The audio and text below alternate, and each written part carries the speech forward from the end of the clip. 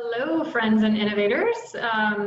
Great to have you here today. I know we've got some folks coming in, joining the webinar today from the DIV program and other USAID grantees, so we just want to say welcome.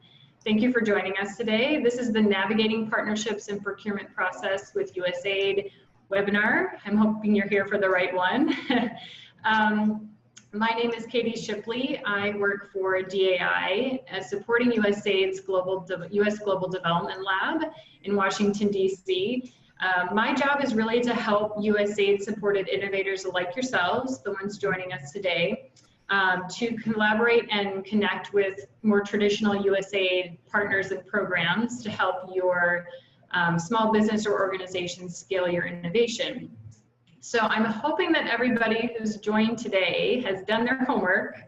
I know my colleague Joe at On Frontiers, who's helping to organize the webinar, is going to share that link in the chat so that if you haven't done your homework, you will do that afterwards. But the homework essentially was watching a presentation called Winning Business with USAID, which was presented by my colleague Meg Karshner, who's on. Meg, maybe you can give a little wave. So everybody. Sure. Hi, everybody. That's the famous voice you all heard on the presentation.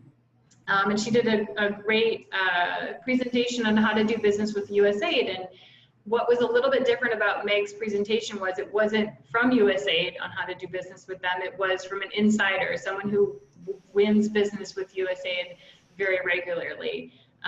So she gave a lot of great inside tips and tricks on how to track and go after USAID business. And I hope that was very helpful to you all. She's on the call today so that at the end, if you've got questions and answers specifically about her presentation, you'll have a chance to ask them to her and she can answer them live. But one thing I think you saw in her presentation was not only about how you work directly with USAID, but the enormous opportunities for innovators, small businesses, small organizations to work with USAID through its implementing partners. So for those of you who are not as familiar with USAID's business model, the vast majority of its work is actually done by implementing partners on the ground. And so they can be a very valuable resource to innovators and others who are looking to do work with USAID, but are a little intimidated by doing direct proposals for USAID, et cetera. And through our work, we've actually seen a lot of great examples of where innovators have benefited greatly from collaborating directly with USAID implementers, as far as building long-term relationships with them or even working with them on a single project in a single country. And so by seeing the success of innovators collaborating with implementing partners, we really thought we would take some time out in this webinar to help you understand what is this world of USAID business and implementing partners? How do you tap into it? How can you leverage it for your own benefit? So Meg provided a lot of detail on that in the presentation. So we're not going to go into a lot of that today in the presentation portion of this webinar. We want to leave the majority of the time for you all to be able to ask questions and have discussion with some of these experts. And we have two panelists who are going to speak for about 10 minutes each. The first is Jeremy Haldeman from American Refugee Committee. As a USAID implementer, ARC is, does a lot of humanitarian assistance work, refugee camp work, and I'm sure Jeremy will fill you in on more of their work. But the important story that he's going to tell is the ARC's evolution to thinking and investing more in how they can be trying new innovative solutions, being more innovative in the way they do development. And really, ARC is just an example of what we've seen across USAID's implementing partners, an increasing focus on the realization that development has to be done differently. The realities on the ground in many of the countries where USAID work is changing, and so the way implementing partners do business is changing, which is leading a lot of them to reach out to innovators and new partners to collaborate. So he's going to give you an example of, for their organization, what the evolution has been and how they're thinking about innovation today. Second, we're going to hear from Nizam Ahmad from MKA Hatchery. He is an innovator just like you, and he partnered with a USAID implementing partner and program on the ground in Bangladesh to great success. There was a lot of value add he experienced from working with that implementer. So he'll give you a real insider look on the good and the bad and the risks and the benefits of working with USAID partners on the ground and programs on the ground. So while they're talking, please feel free to write your questions in the chat box. You can just do a brief note so we know you've got a question. When the panelists are done, we will actually try to get you to, we'll try to unmute your mic and call on you one by one to actually ask your question live to the panelists. You can also just write your whole question if you prefer, and we'll ask it to the panelists, and we should have a lively Q&A discussion period after the panelists speak. So with that, I will turn it over to Jeremy, and take it away, Jeremy. Thanks, Katie. Thanks for having me, and welcome to everybody.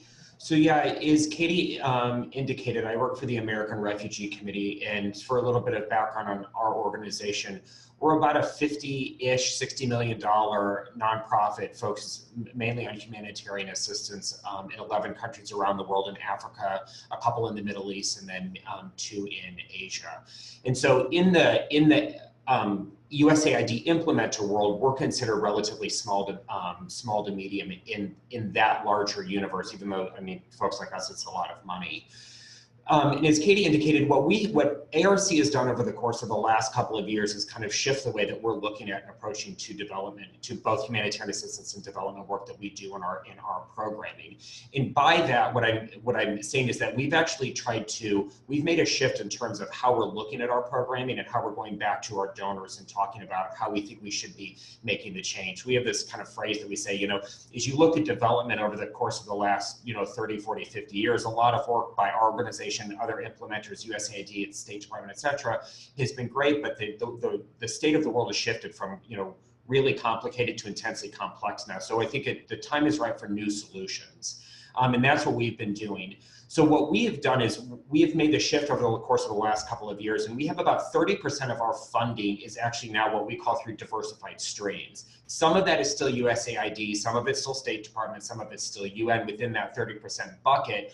But the point is that the funding that we're trying to do through that 30% is now diversified. What we mean by that is it's not the traditional RFP, RFA. Now, about 70% of our programming from state and AID and the UN is still through those sources and through those mechanisms, but about 30% is not. And so what we've tried to do with that type of programming in that 30% bucket is shift the way that we're actually approaching our programming. And we've found really great partners both within USAID and externally as well in terms of how we can do things differently. A couple of things, so like I said, some of it's USAID funding, some of it's funding out of the global diaspora community for the communities that we're serving around the world. Some of it's the faith-based communities, both here and abroad. And then also we've engaged the private sector as well.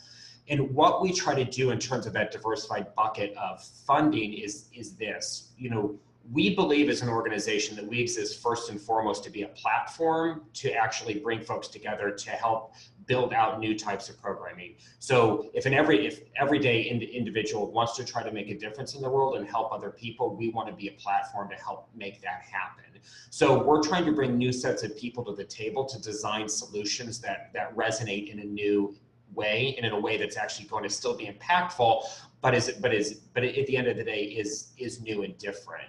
And so what we're trying to do is work with partners and constituencies to provide new and different, in some instances, better opportunities for the people we serve. We also approach our programming by looking at, we don't view the people we serve as beneficiaries, we view them as our customers. So it's been a shift in a mindset to how we can then go about delivering services. And the result of that has been a lot of focus on, so in terms of differentiating our programming, a lot of that has been focused on human-centered design and innovation. So we've been trying to build out this new model internally within ARC with some USAID input and funding, with some UN input and funding, but also with just looking at a much broader basket of donors in the world. And one of the things that we're working now with Katie's team on is, if ARC is kind of now designed as an NGO to be a platform to bring all these different entities together, right? A donor, an innovator, any everyday individual, and our customers that we're serving, how can we then look to test and scale innovations within our programming, both in refugee camps and in some instances externally to those as well? But because we've organizationally restructured, to try to be this platform for designing new solutions, we're really interested in expanding out the pool of people that we're going to bring to the table to look for new solutions. One of the advantages, and also just it's a basic function of not being a huge implementing partner, is that we don't have the capacity internally to design out all new solutions. So part of our organizational restructure to be this platform is partly due to our size. But what it's doing is it's provided us the opportunity to bring more people to the table because we simply don't internally have that capability. And I think that's where a lot of folks on the call can really come in. So we're really interested in working with other people. Sorry, I just shook my table. Working with innovators and other people to bring new solutions. And especially one of the things is in refugee camps, there has been a relative dearth of new solutions and new ideas for programming. A lot of the new things that we're doing have been done in a couple of our refugee camps, particularly in Uganda, but we're looking for new ideas and new solutions where other people can come to the table to help us solve these new challenges in a new and different way. I will say, by way of full disclosure, just in terms of how we work as an NGO, we are really highly interested in working with people who are going to approach things from a different perspective, going to bring a new idea and a new solution to the table. And we do place a pretty high premium on something that is really different, unique, and innovative. Not that other folks don't, but I say that I have to say that up front because it's a little bit of a quirk in our organization. But one of the other things that I want to kind of talk through as well is that in terms of this bucket of diversified funding that I've talked about 30% that we have, it's not just USAID or UN or the State Department funding. And one thing that we feel strongly about as an organization is that you can't simply just keep going back to donors and say, we want more money, we want more money, we want more money. I would also recommend what we have really utilized the folks at USAID for is their knowledge, their network of non-financial resources, their brains, their skills. Because what we have also found is that, frankly, especially within USAID and in some areas of the UN and some areas of the State Department, we've actually found that there's really interesting, innovative people who want to help design new solutions. But then what also is going to come of that is then we're not simply just going and asking for more money from all of our donors all the time to try to do the same thing or to do something new that's different. Because I also think it's really imperative on the part of the implementing community that we also do have to lead on some of this. I've worked in the federal government as well, and this is not a negative. Sometimes changing large processes can be different, or can be difficult to do, to have them focus on new and different solutions and directions. So I think it's really imperative for us as a community to help to keep USAID and the donor community involved, but also in that, because they're going to have really good ideas and they're going to have things there's a huge non-financial value to engaging with state, USAID, the UN, et cetera. But then it's also imperative on us to come up with new solutions and then prove out why they should then go back and look at designing processes in a different way. I also just think it's a basic intellectual exercise that if you're going to ask to do somebody to do something new and different, you have to have some sort of evidentiary basis. You have to have some sort of proof of concept that works. Now, there's been a great shift, frankly, in the US government over the last couple of, I'd say the last decade or so, to wanting to be more forward-thinking and lean out on some of this stuff. But I think we as the implementing community and as innovators, we really have to also bring things that have already been tested and proved. And some of that has to be done by working in different ways and coming back to USAID, and then which is not just asking for money. And part of the way that we have done that, I'll give two examples of how we've done that. When we started our humanitarian assistance program in Somalia in 2011, in the previous famine that was existing at that time, we did it entirely using private funding. We co-created a new program with IDEO, the design think firm in New York, and the global Somali diaspora. Now, our organization is based in Minneapolis, which is home to the largest Somali community in the US. So we built out an entire humanitarian assistance program using human-centered design, co-creation, and using some new business models to then build out this humanitarian assistance program. we proved that it worked, and then as a result of that, now we have OFDA funding from USAID, we have UN funding, we have UNHCR, I think we have DFID funding, you know, kind of go down the list of donors, but we approached it in a different way. And instead of going into UNHCR, USAID and say we want to try something totally new and going into a really difficult situation, you give us X millions of dollars, we took the reverse course on it. And so we actually just figured out how to do this in a totally different way, build out a new type of humanitarian assistance program. And then as a result, we proved that it could work, and now we have other resources that have come to the table. The other place that we did it, so that was a more traditional humanitarian assistance program. The other place that we did it was in DRC, and we worked with the faith-based community, with USAID, and got a GDA, which is the Global Development Alliance, funding mechanism through USAID to also build out a social enterprise, which is a strip mall of businesses in Eastern DRC. That we actually did work with USAID. Over a course of 3 years, USAID put about $3 million, $1 million a year into it, which for an organization our size is substantial. But then we privately fundraised outside of USAID about 3.25 to 3.5 million. So again, there because we wanted to design a new solution, we wanted to use human-centered design, co-creation, and this kind of new set of business principles. We had something that was partially proven, and we had a similar concept that we proved in Somalia. We then went back to USAID, worked with USAID to do this. But then I will also say in that instance, the value that we got from AID was more than their $3 million of funding. So more than $1 million over a year of funding. So those are just a couple of examples that we have used practically to kind of put our money where our mouth is on wanting to do human-centered design, co-creation, and come up with new, different types of innovative solutions. And in both instances, we found that donors have been they've been wonderful to work with. One instance, we didn't ask for any money, the other we did. But then, you know, again, it's just going back to my point that I think it's somewhere where as innovators and implementers, we need to be leading and be a little more out on the forefront of this, finding new ways to do it, but continuing to have a working relationship with our donors, because ultimately you're going to get a huge value from them that sometimes it's financial, and in many instances that we found, it's actually more than that. So I will stop yapping on there and pass it back, but I'm happy to answer any questions later on. Thanks so much, Jeremy.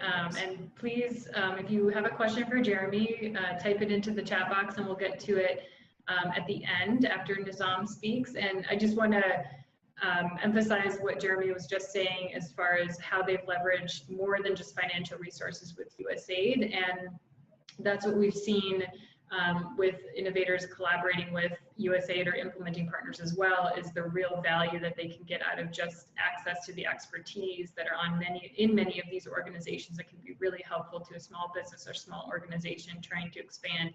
I know Meg and I touched on that point in the presentation that we sent around ahead of time as well.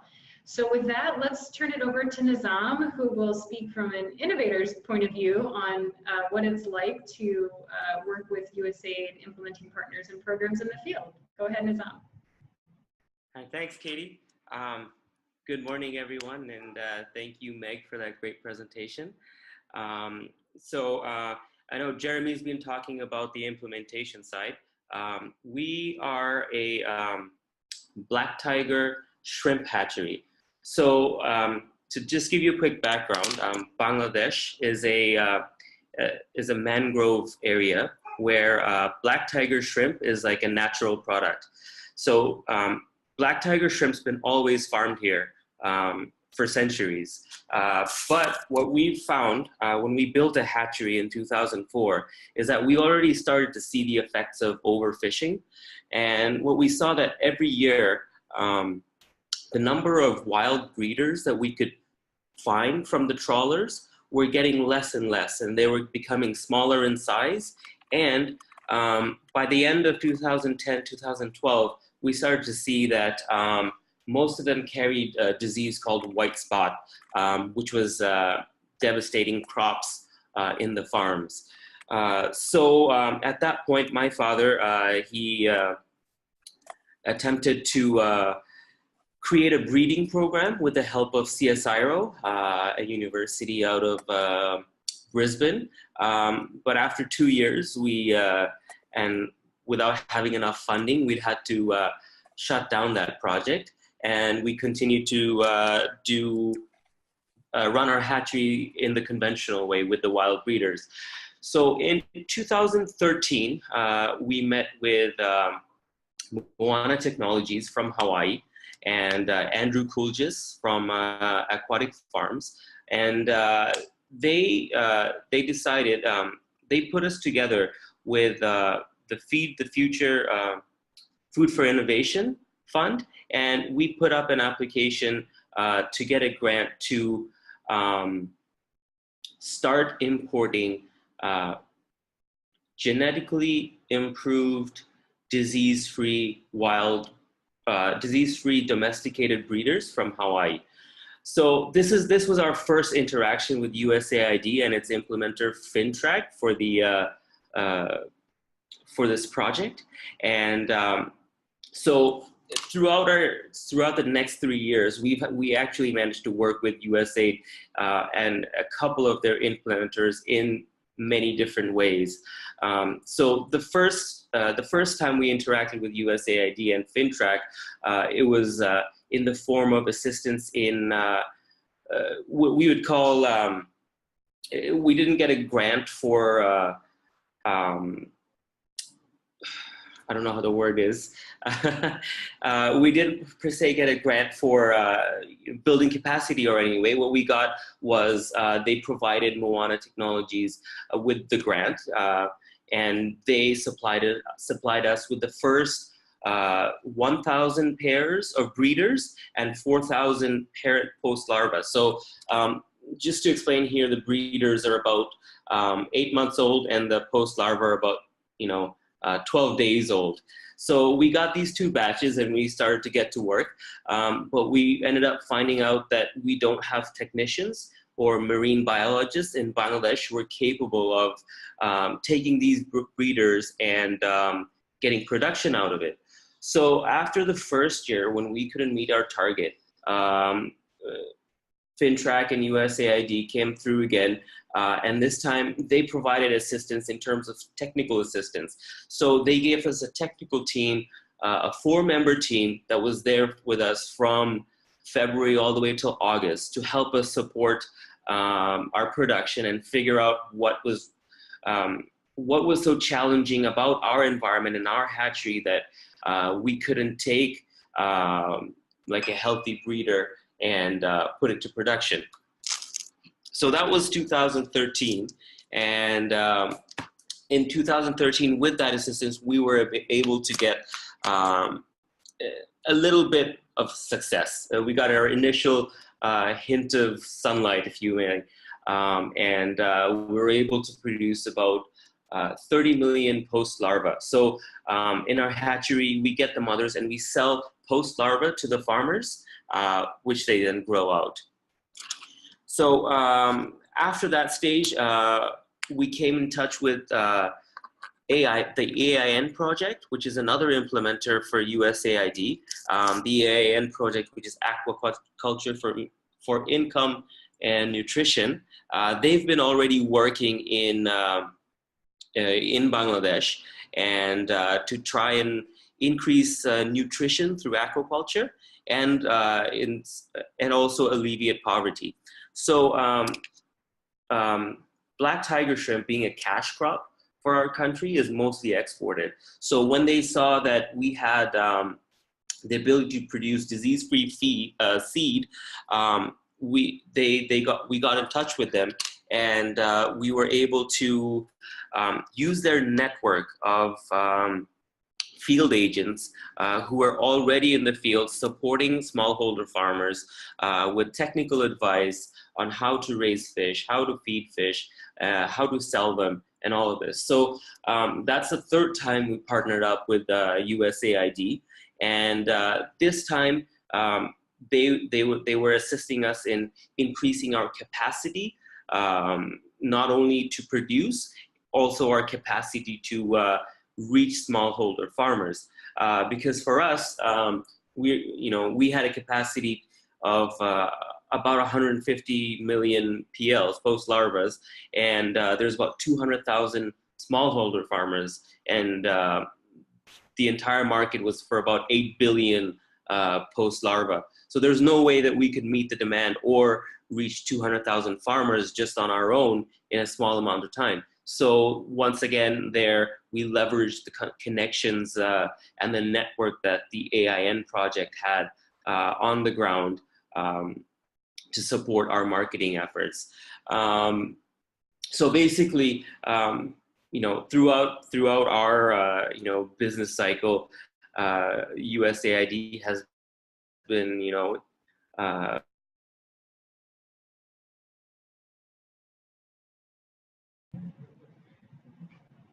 Nizam, are you there? We might have lost Nizam. So until he comes back, I'll try to finish his story, which I think he was wrapping up, because I do know, and I've talked to Nizam about it many times.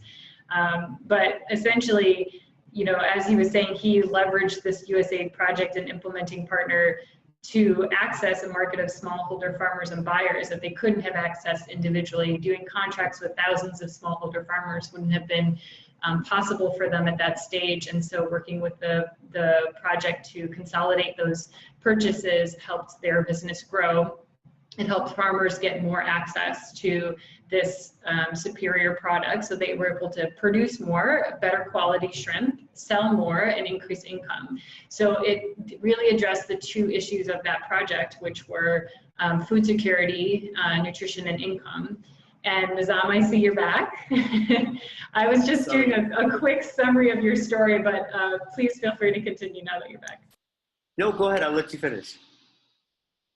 I was just saying about how you leverage AIN, and I think it's a great example of how we've seen other innovators leverage USAID projects, because many innovators are challenged with so many realities, so many things that are out of their control, but that affect their business. And oftentimes, USAID is there helping to mitigate those problems. So I can think of two other quick examples of a solar pump in I can't remember the country right now, but they were actually having trouble with farmers buying the solar pump because there was no financing available. But there was a USAID agriculture project that was there locally that was working on financing mechanisms for other purchases of farmers, and created a financing mechanism for that solar pump so farmers were able to access it. So those are really creative ways that you can, if you can find USAID projects that are relevant or working in the space where you're working, you can really leverage them for the benefit of your organization. And often if you're trying to address a problem that they are also trying to address, they're eager to work with you in the case of Nizam's solution and what the AIN project was trying to achieve with farmers. So Nizam, any other final comments on all of that? No, that was basically an overview of how we've interacted with the USAID. Just to mention that once the AIN project ended, we actually ended up hiring some of the people that were on the ground as our salesmen, sales rep, and technicians support, field support. So that was something that kind of worked out for us as well. That's great. Yeah, and that was one question I did have for you is how has the project ending affected you, and what are your plans now? Like I said, with the project ending, we managed to hire a couple of the field level workers that were already marketing for us. So we still maintain those marketing chains, and we're still going forward. We were hoping to double our production this year to about 250. We managed to get to 180. We had some issues, technical issues, nothing to do with the marketing or anything at all. Just we've had very bad weather, cyclones and whatnot. Mm-hmm. So other than that, we're all geared up for next year, and hope for the best. That's great. So in some ways, is it fair to characterize it as the AIN was a helpful launching pad for you all, and that you can continue to grow and expand beyond the term of that project? Absolutely. That's great. Yeah, because I think, you know, USAID's objective with trying to create these collaborations between its traditional partners and programs and innovators is not to create more USAID subcontractors out of our innovators. We don't want innovators doing business with USAID forever, but we just want to see where are those opportunities to create those launch pads where we can help get an innovation into a marketplace, test it, scale it, and then be able to extract ourselves and have the innovation and the innovator continue on successfully. So Nizam, thank you so much for sharing your story. It's one of my favorites that we share with us. Thanks for having us, Katie. So let's turn to some questions now from folks in the audience. And as Joe has written in the chat, if you do have a question, please just write it, a shorthand version of it, and then we'll turn to you and unmute you so that you can ask that question. And it looks like we'll start with Daniel Yin. Joe, if you can unmute Daniel to ask his question. Just take one moment. Hello, everyone. Hi, Daniel. Good to see you. Yeah, nice to see you. Nice to see everyone too. Thanks for having me. Where are you joining us? Somewhere nicer than where I am. Yeah, in Kampala, Uganda, actually. Wonderful. I'm sitting right outside our office, so you can see, you know, our yard and everything. Excellent. So yeah, I had a quick question, and it's mostly because right now I'll move my screen a little bit. Right now we are supplying like water filters to many refugee camps, and one of them being Bidi, which is now the largest refugee camp in the world. And we were wondering like how to establish these partnerships with other organizations like ARC or the UN or other companies like them. So that sounds like a question for Jeremy, if he has any insights. Joe, maybe you can unmute Jeremy. Here we go. I think can you all hear me? Yeah. Yeah, Dino, thanks for your question and thanks for your work. You know, I think my initial response would be, so if you're based in Kampala, you know, most NGOs and most of the UN organizations have offices in Kampala. I know we do. Mm-hmm. So I don't know if you've engaged in the local country offices with other implementing partners or with the UN offices or agencies. If you have not, please feel free to, I think my contact information will be shared. I mean, I would be happy to help you start that process in Kampala with our team. But, you know, generally speaking, most implementing organizations will have, in Uganda, do have offices in Kampala. And then, you know, the UN will have offices in Kampala, and then they have regional offices, sub-regional offices all the way up. And I know they have them in Bidi as well. Okay. Have you tried to connect with any of those folks yet, Daniel?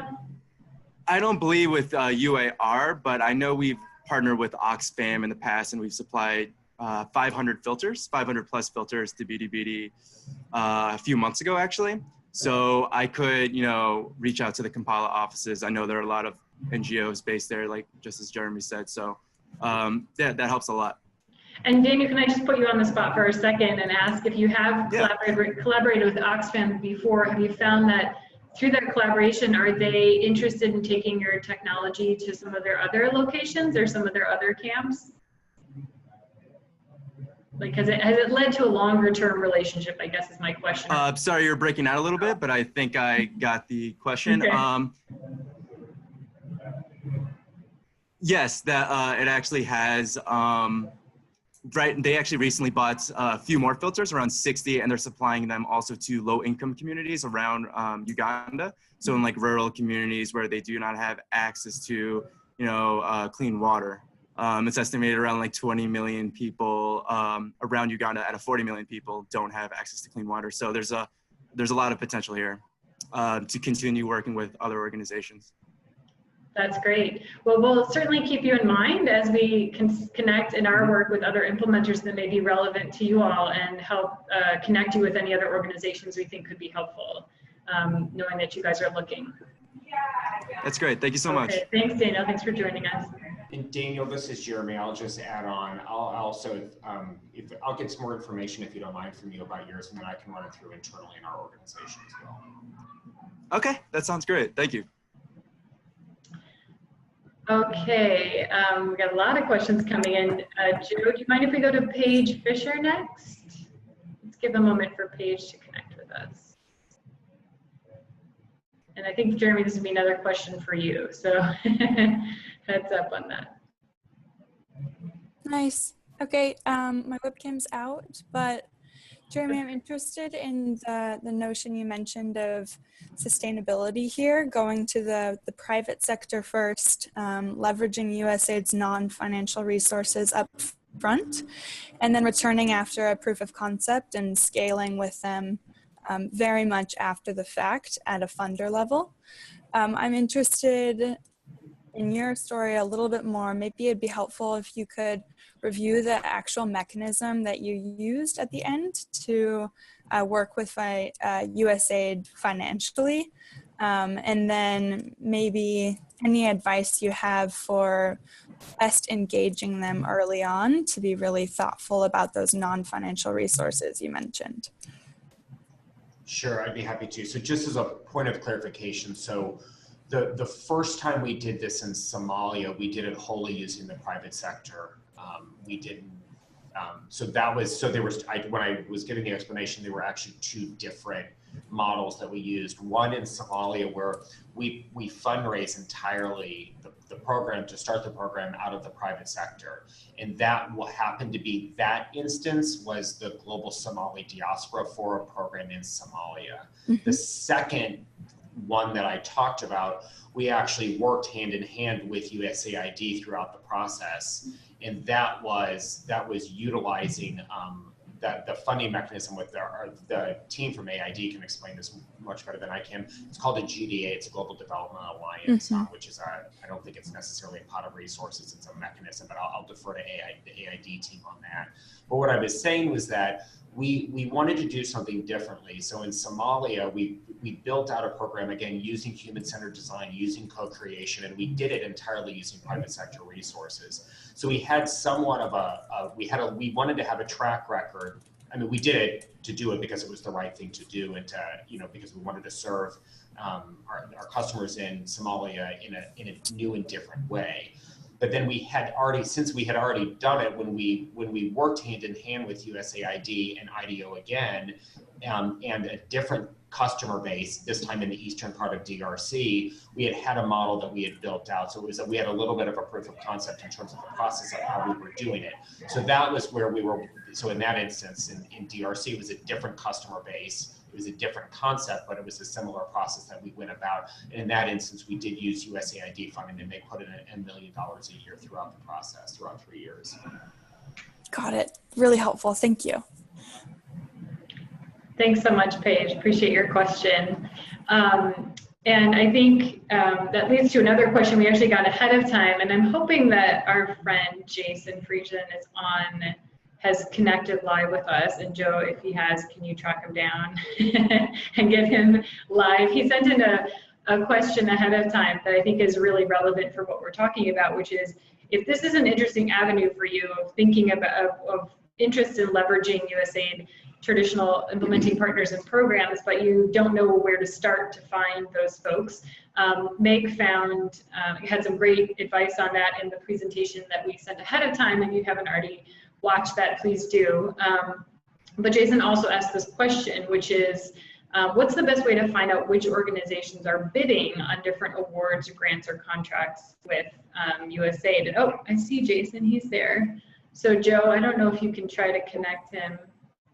I'm here, yes, hello. Jason, hi, good to see you again. Thank you for remembering. Yeah, I had a question typed into the box, but I hadn't hit return yet, so thank you so much. Perfect. Go ahead. Yeah, so my question is exactly like Katie just said, but kind of twofold is, one, what's the best way to find out who is bidding on different contracts? So if we saw a big USAID award for $180 million health system strengthening in a certain country, and we thought that we could be a line item, in a larger proposal, what's the best way to find out who is bidding on these contracts or these awards? And the second question is, in the same respect, but even on a smaller, just a program level, who are the people that we are trying to get into contact with? If I'm cold calling somebody, I think that there's an organization that's working on Ebola, you know, and we have something that we could really offer them, who are we trying to talk to? Are we trying to talk to a country director or a program director, or, you know, the head of business development in DC? Who do we want to talk to? And I'm sure it changes from project to project and award to award, but just an idea of who we should be talking to would be very helpful. Thank you. Great, thanks, Jason. Well, I'll head that over to Meg to address that question. Sure. Hey, Jason, good to see you again. Oh, hey, how are you doing? I'm doing well, thanks. Good. Okay, let me see if I can answer this. Both parts of it, redirect me if I miss any part. So initially, there are a few things you can do as you see requests for proposals coming out with scopes of work where you might be of interest. Figuring out in advance, and this just requires a little bit of research and just working your contacts, but, you know, of the implementing partners that are the traditional partners, who aligns with that scope of work in particular. And I can show you, I'm going to attempt in a minute to take you guys to a website where you can get a flavor of the different implementing partners' high-level overviews, instead of having to go website by website for each partner to kind of see their service offerings. So in terms of contacts within the organization, you are correct that everybody's slightly organized differently, but you can bank on two things. Their business development staff will definitely be in the know about what's coming up and about, hopefully, about how those future opportunities dovetail with their existing contracts. So I feel comfortable starting with BDU, that's my recommendation, but also don't limit the question to what are the future opportunities. But hey, in addition, can you introduce me to your current implementing staff that are working on related projects? And that's going to be super advantageous so that you're not just looking at that long PALT time like I talked about in the video. The future lead time can be so long for USAID, but getting that connection to the existing projects is key. Let me show you two things. Now, I might need Joe's help to share my screen, but let me see if this works. Is that working if I do this? Can you guys see my screen now? Yes. Yes. Okay, great, good. Okay, so two things I wanted to show you. Hopefully you guys saw from the webinar this FedBizOps site, which is where the US government releases all of their requests for proposals. And there's a comparable site called grants.gov, which is where the RFAs come out for cooperative agreements and grants. I don't know if you've ever noticed towards the bottom, you can, actually I think it's at the top too, but here they have this add me to interested vendors option. To be honest, a lot of the traditional partners don't click this. You know, we're watching things all the time so much that we don't necessarily express interest on this. But you'll need to establish a username and password, and I've done it recently. It truly takes 30 seconds. But then you can log in here, and then another tab will be added to these two folders up top instead of just log in and forgot my password. When you're on a specific opportunity, back up here, you'll have another tab right here. Instead of just notice details and packages, we'll be able to see other firms who have also expressed interest. And that may help you know who to contact. Just to explore that, you know, hey, here's what we offer. There are opportunities to maybe work together. And Meg, can I just ask a quick question there? Sure. Grace made a note, which I think is also helpful, is that people are asking if firms that are bidding are asking questions, because often there's like a Q&A period around the RFP. Yes. Are those made public? Where are they posted? And is that a good way to figure out who's bidding? It can be. Yes, they're made public. And actually, interestingly, this site that I have up right here would help you see that, because over on the right-hand side of the screen, every amendment that's related to the original RFP will be posted publicly, and those will include the Q&A. It's not always the best indicator of who's bidding because firms don't always identify themselves. In fact, sometimes that's scrubbed from USAID's perspective. And it helps because they're maybe reducing duplication, so they don't put the same question in there 4 times if 4 different people ask it. So you can't always tell who's bidding from the questions. Another issue with relying on that solely is sometimes, in fact, last night we even had a situation where Q&A came out 24 hours before our bid was due, which is stressful. Not always helpful, but that would be too late of an hour for to be able to add the group in. So I wouldn't wait and rely for the Q&A, but it could be like one other way that you could just check if maybe you can glean any information from that. Great, thanks. Yeah. Okay, and may I take you just to one more place, or if I'm not hogging too much time? No, please. Okay, hold on, I'm having trouble seeing my own tabs We up can see your top. screen, but we can't. I know, exactly. Okay, so foreignassistance.gov I mentioned in the webinar, it is pretty powerful, and this tracks not only the budget that USAID has per country, but it tracks what money they've already committed. So this is the homepage here, but they have this map. You can go to the map and pick on a specific country. This actually relates to the question previously, I think, I already forgot the person's name who asked, but if you wanted to see, for example, where could you interject your pumps into a specific refugee-related project, you could click on a given country. You're probably over on the left side here, you're not going to want to pick planned because that's what is the budget for future years. You're going to want to look more at the obligated or obligated money because that's like money USAID has already committed to a project. And then you can scroll down and narrow it by technical area. And refugee, a lot of the refugee work might be related to peace and security, and you can actually click into that and get more detailed. And then with this View South Sudan data, it'll export for you, if you click over here, an Excel file with every expenditure, every commitment USAID has made, and it identifies to which partners. So that'll give you a starting point of knowing what's the smaller universe that I should be approaching if I want to be talking about a specific way that your innovation can add value to an existing project. That'll give you the universe right there without having to look at every implementer's website. That is amazing, Meg. Yeah. I think there's a lot of people in our organization that aren't even aware of all those resources. Yeah, it's really great. A lot of it's public now. Excellent. Does that answer your question, Jason? Yes, thank you very much, Meg. I appreciate it. Sure. Great. I, for some reason, can't see, can't see the chat. Give me one moment, everybody. I think I need to stop sharing my screen. Oh, there we go. Okay. Is that better? Yeah, that's Sorry, better. I dominated. I appreciate it. No worries. Let's see. Jason had a question. Do we have anyone else with questions, Joe? Otherwise, I can go to one of our pre-questions. Or any clarifications anybody wants on what Meg just shared as well. Feel free to write it in and we'll jump back to her.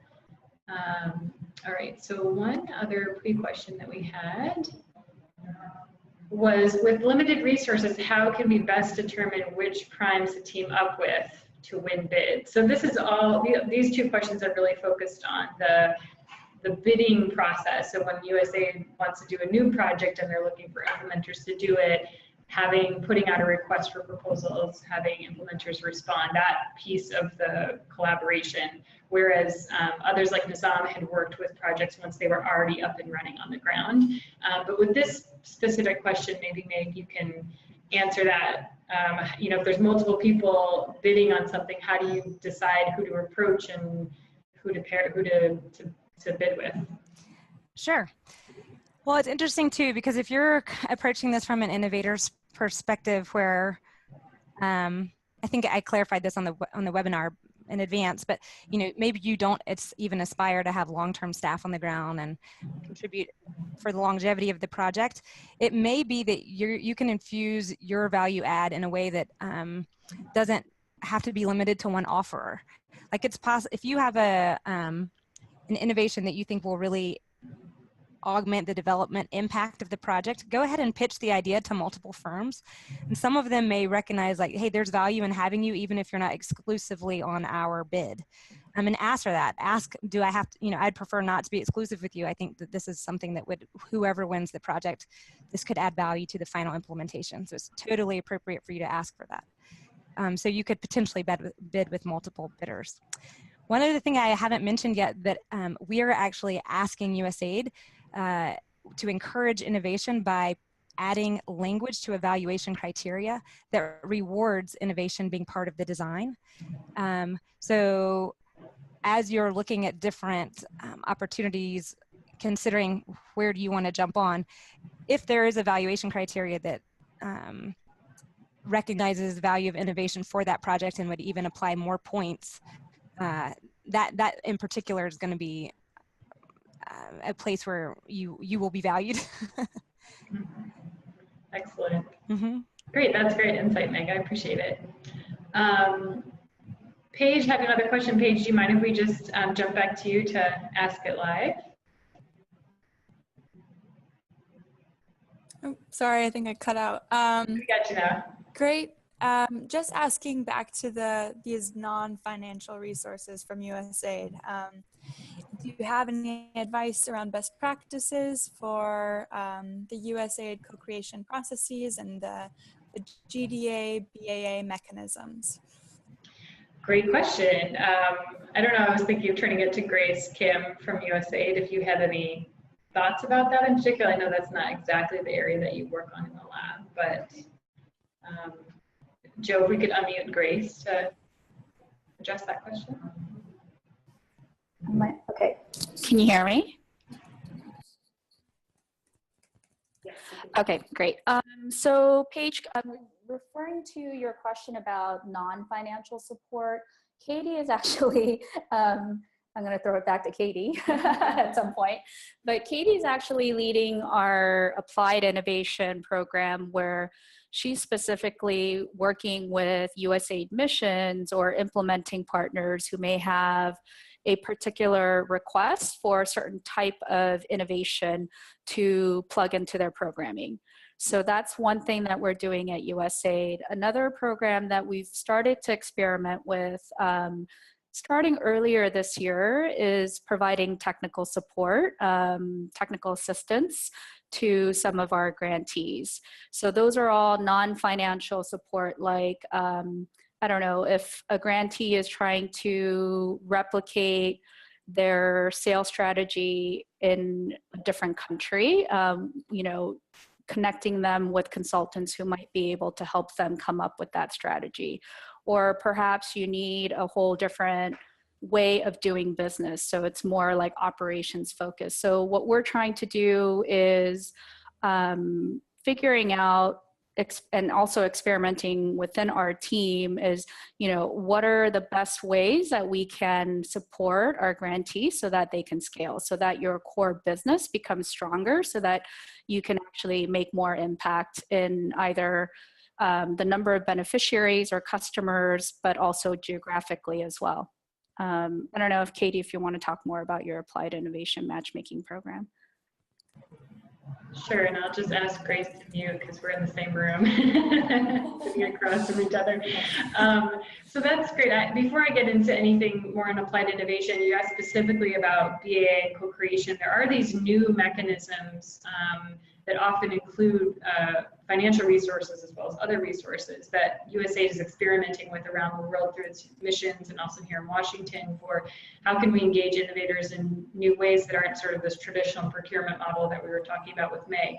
I'm not as familiar with, you know, the BAA and co-creation mechanisms as some of my colleagues, and I know I'm going to put one of them on the spot who I think is joining us on the webinar, who's Komal. And Joe, if you can locate Komal and see if she's willing to jump in here to share what resources that there may be available that talk about, especially BAA and co-creation, some of the best practices and some of the things that, you know, the latest sort of innovations around how USAID is using those mechanisms to engage with innovators.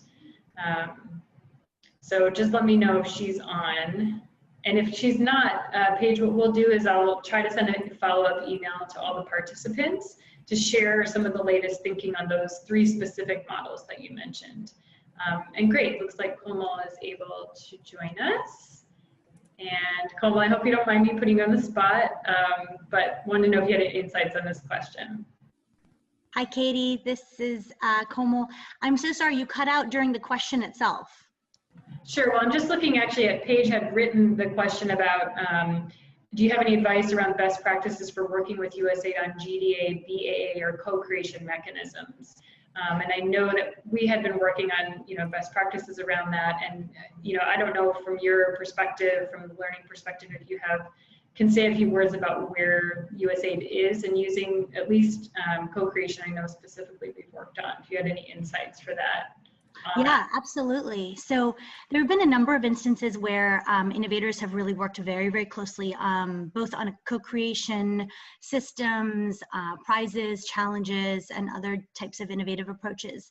And one instance that I'll talk in particular is the CSII initiative. That's the Civil Society Innovation Initiative, where the innovators were able to work very closely and hand in hand with the conveners and the USAID donors to basically come up with what exactly was the problem that they were facing in their everyday work, and how could they create feedback loops up to the donors as well as to the implementing partners to say, these are the ways that we need to change the way that you're designing this program. You've designed this program in such and such a way, but really that's not going to actually address the problems that we see on a day-to-day basis. So for example, DACHA, which is a group within USAID, had issued a BAA on for the Civil Society Initiative and to create a number of different regional hubs. And they got to the co-creation this was a couple of years ago. They got to the co-creation, and during the conversation, during the co-creation itself, where they were trying to get inputs from implementing partners and others, they started realizing that the innovators themselves were saying, you're actually only listening to those organizations that are much more global in nature, but you don't have a perspective that are regional as well as super local in nature. And so what they did was they completely redesigned the process so that they could have co-design and co-creation workshops at regional and local level. And the process, became a lot longer, but they were able to design hubs that were servicing the needs for the innovators as well as other civil society activists on a much more just a much more responsive basis. So I think innovators have had a huge impact in the way that donors think about program design and continue to adapt and iterate on program design. And it's been a really interesting model in that sense. Great, thanks so much, Komal. And do you have any sense of how many of these BAAs have been issued around the agency, and are missions intending to do, are we hearing that more missions are going to be using this type of mechanism to engage partners like innovators? I don't have a number for you. I know that the number is increasing every day because of stories like this. So every time a mission hears about a particular project that has seen success, it just takes sort of one success story to get folks to really think about the fact that there's some real value here. Mm-hmm. So we've seen, increasing interest. There's a group within USAID called iDesign where they receive requests on this particular type of project on co-creation or prizes or challenges, and they receive requests daily. So I know the numbers are increasing, and more missions as well as headquarters are looking at these approaches. I can take a look and see if I can get some numbers on the back end and report that out. Sure, and we'll try to share some more general information about GDA and BAA mechanisms, which are basically just other ways to work with USAID that sometimes can be a little bit easier to access for small organizations or organizations that aren't built to work with USAID day in and day out. So we'll try to send some more information about those around to you all so that you're familiar with them. I did want to go back to Nizam and ask a question to him. Regarding your work with AIN, which was the USAID project, we were very glowing about how great it was to work with them, but I do want to ask any questions about any challenges or struggles that come from working with a USAID program or an implementing partner. We want to know the good, bad, and the ugly so that other innovators are, eyes wide open and they go into these relationships. Yeah, Katie.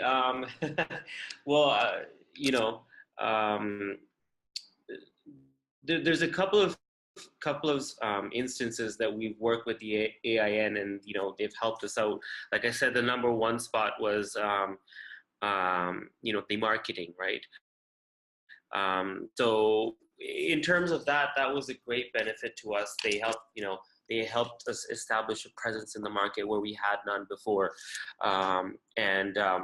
in terms of issues, you know, I think the only issue that we had was when we did receive some funding for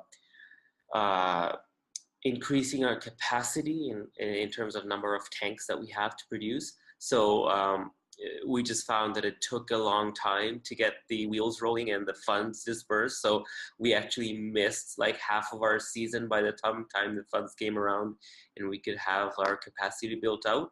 But other than that, I mean, I really have no complaints about, you know, our interaction with AIN or USAID for that matter.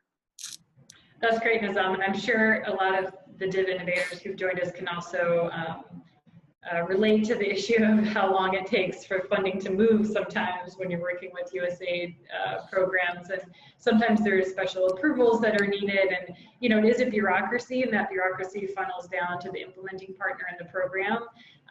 You know, so there are sometimes some extra hoops you have to go through to work with those programs successfully, but it sounds like you guys were able to navigate that all and it worked out well for you.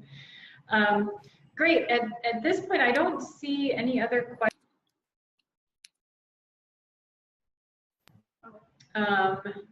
Am I missing one, Grace? Oh, okay. So let's just give everybody one more moment to ask any final questions and put it in the chat. We can make some time for you because we do have some time left if you have anything there. But I do then just want to talk for a minute about the applied innovation work that I'm doing. And what we're experimenting with to create more of these great collaborations like the one Nizam had with AIN. We're looking at how USAID can help make more of these connections between innovators and implementing partners.